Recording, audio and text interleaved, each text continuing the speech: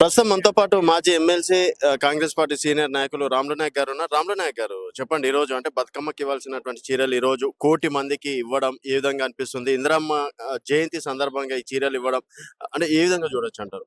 ఇప్పుడు SC ST BC మైనారిటీల party ఇంద్రాపం. ఇవాళ మీ తెలంగాణ ఛానల్ ఏదైతే ఉందో, ఇవాళ ఇంద్రమ్మ రిజర్వేషన్ ఇవ్వకపోతే ఇవాళ మనకి ఉద్యోగాలు రాకపోతుండే. చాలా సంతోషమైన విషయం ఏంటంటే, ఇవాళ ఇందిరాగాంధీ పుట్టిన రోజు మాకు జూబ్లీహిల్స్ నియోజకవర్గంలో కొత్తగా ఎమ్మెల్యే అయినా చాలా సంతోషిస్తున్నది. ఆ రోజులు బతుకమ్మ చీరలు ఇస్తే ఆ చేన్ల దగ్గర పిట్టలు రాకుండా అట్లా రాకుండా కట్టేటోళ్ళు. కానీ ఇవాళ మేము లేట్ ఇచ్చిన ఇందిరాగాంధీ బర్త్డేకి 1,00,00,000 చీరలు మేము పంచుతామన్నాం, ఇస్తున్నాము. పక్కడబందీగా చాలా క్వాలిటీ ఉన్న చీరలను ఇస్తున్నాం. 550 రూపాయలు 600 మేము చూస్తలేము. క్వాలిటీ ఉండాలి, మా ఆడపిల్లలు కట్టుకొని దావతులకు పోవాలనే ఉద్దేశంతో ముఖ్యమంత్రి ఇవాళ ఈ కార్యక్రమం పెట్టిండు. అందు గురించే ఇవాళ మేము ఇక్కడ రావడం జరిగింది. చాలా సంతోషంగా ఉంది. ఇందిరాగాంధీ ఆ రోజులలో చేసిన అనేక సవరణలు మీరు చూడండి. ఆ రోజు ఇందిరాగాంధీ 1976-77లో 20 పాయింట్ ఫార్ములా, తర్వాత ఏమో అసైన్ ల్యాండ్ పట్టాలు ఇవ్వడం ఎస్సీ ఎస్టీలకు, తర్వాత సీలింగ్ తీసుకురావడం, తర్వాత బ్యాంకులను జాతీయం చేయడం, తర్వాత అనేక కర్మాగారాలు ఇవాళ మిదాని కానీ డిఫెన్స్ కానివ్వండి, హెచ్ఏఎల్ కానివ్వండి, లక్షలాది మందికి ఉద్యోగాలు ఇవ్వడం జరిగింది. అందు గురించి ఇవాళ ముఖ్యమంత్రి ఏదైతే చీర పంపిణీ కార్యక్రమం ఉందో పకడ్బందీగా మొత్తం రాష్ట్రంలో, ఒక హైదరాబాద్ లోనే కాదు మొత్తం రాష్ట్రంలో 1,00,00,000 మంది మా ఆడపడుచులకు చీరలు పోవాలనే ఉద్దేశంతో ఇవాళ ఇక్కడ ఓపెన్ చేస్తున్నాం. అయితే ఇప్పుడు జూబ్లీహిల్స్ ఉప ఎన్నిక కాంగ్రెస్ పార్టీ గెలవడం తోటి నెక్స్ట్ వచ్చే స్థానిక సంస్థలు కావచ్చు, జిహెచ్ఎంసీ కూడా తిరుగులేదని చెప్పేసి అనుకోవచ్చా? నేను అప్పుడు కేసీఆర్ దగ్గర ఉన్నప్పుడు 100 సీట్లు తెస్తాను.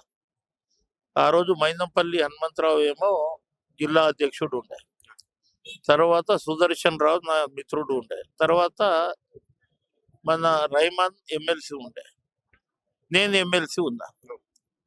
మా మీద వదిలేయండి, 150 సీట్లలో 100 సీట్లు తీసుకొస్తామన్నా 99 తెచ్చిన.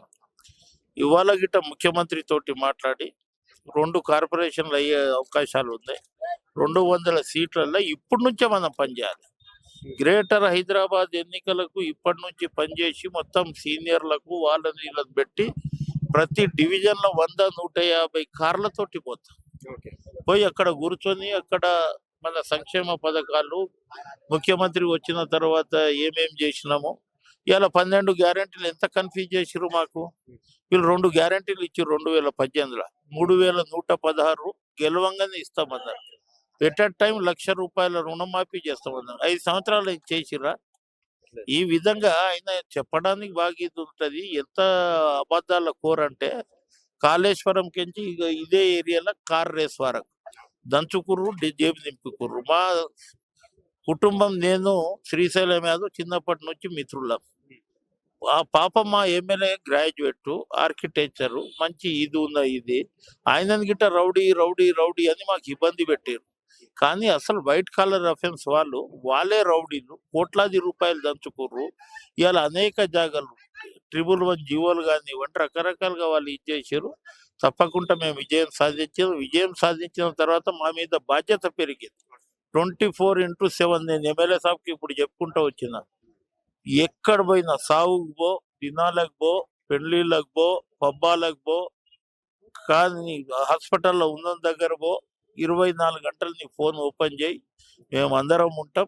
మరో జనార్దన్ రెడ్డిని తయారు చేస్తాం.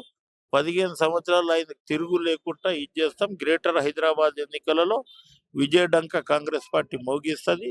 మేయర్ 2 జాగాలో ఒక్కటైతే మేయర్ ఇక్కడ 150 సీట్లకు అయిందనుకో, మేయర్ మేమే అవుతుంది. లేకుంటే 202 కార్పొరేషన్లు అయినా మేమే మేయర్లు అవుతాం.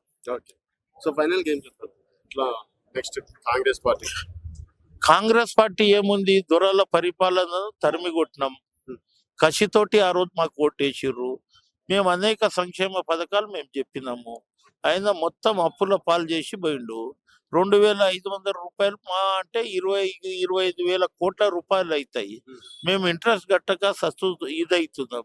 ఆ ఇంట్రెస్ట్ ఆ పేమెంట్ పోగానే మేము ఈ 2,500 ఏదైతే చెప్పిర్రో అది కలిపి ఇస్తాం, మళ్ళీ ఎలక్షన్ కు పోతాం. ఇంకోటి రాములు నాయక్ గారు, ప్రధానంగా ఎస్టీలు దాదాపుగా 40 లక్షల జనాభా ఉంది. సో ఇప్పటి వరకు మంత్రి పదవి కావాలని ప్రధానంగా డిమాండ్ చేస్తున్నారు. మీరు ఒక గిరిజన నాయకుడిగా ఏం చెప్తారు? ఇప్పుడు మంత్రి పదవి అనేది కులాల వారీగా వచ్చేది కాదు, క్యాండిడేట్లను చూసి గిట్ట వస్తుంది. ఇప్పుడు మా నవీన్ యాదవ్ ఉన్నాడు, ఆ సామాజిక వర్గం హైదరాబాద్ లో యాదవ్లు అంటే ఒక సామాజిక వర్గం, బలమైన సామాజిక వర్గం. మనం పనిచేస్తున్న క్రమంలో మనకు మంత్రి పదవి వస్తుంది. ఏం మంత్రి పదవి వెంబడి పడడం, మంత్రి పదవి నాకు రాలేదు. ఇప్పుడు మంత్రి పదవి వచ్చిన మొన్న సత్యవతి రాఠోడ్కి ఇచ్చారు, ఏం చేసిందబ్బా? ఉట్ అంటే ఉట్, సిట్ అంటే సిట్, ఇటువంటి మంత్రి మాకెందుకు? అందు గురించి ఆలోచన చేస్తున్నాం. ఇచ్చేటప్పుడు ఇస్తాం, పని చేసే మంత్రి ఉండాలి, పనిచేసే ముఖ్యమంత్రి ఉండాలి. అందు గురించి కొంత లేట్ అవుతుంది. గిరిజన సోదరులకు నేను విజ్ఞప్తి చేస్తున్నా, కాంగ్రెస్ పార్టీ మీద దేర్ హై, అందేర్ నయ్యే. తప్పకుండా ఎవరికి అవకాశం వస్తుంది, కలిసి పనిచేస్తాం.